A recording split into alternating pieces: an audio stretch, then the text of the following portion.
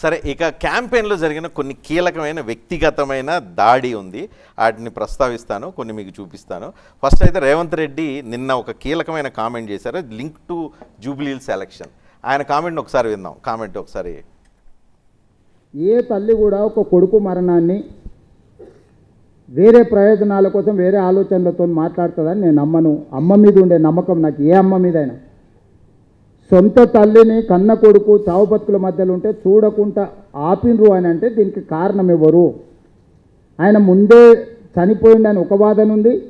కేటీఆర్ వచ్చే వరకు అది ప్రకటించకుండా ఆపి కొన్ని ఏలిముద్రలు తీసుకున్నారు ఆయన అని ఇంకొక ఆరోపణ ఉంది. మిగతా వాళ్ళు అన్నారు ఈ ప్రభుత్వం పోయిన తర్వాత మాగంటి గోపి గారి కుటుంబం వ్యక్తుల మీద ఉన్న ఆస్తులు ఏంటివి, ఆస్తులు ఎవరికి బదిలీ అని కూడా విచారణ చేయాలని ఇంకా కొందరు అంటుండ్రు.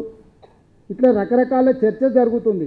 ఏ చర్చ అయినా బండి సంజయ్ గారు ఫిర్యాదు చేస్తే మాత్రం ఆయన కేంద్ర మంత్రి, పార్లమెంట్ సభ్యుడు, పోలీసులు ఖచ్చితంగా విచారణ చేస్తారని నేను భావిస్తున్నా. చట్టం తన పని తాను చేసుకుపోతుంది.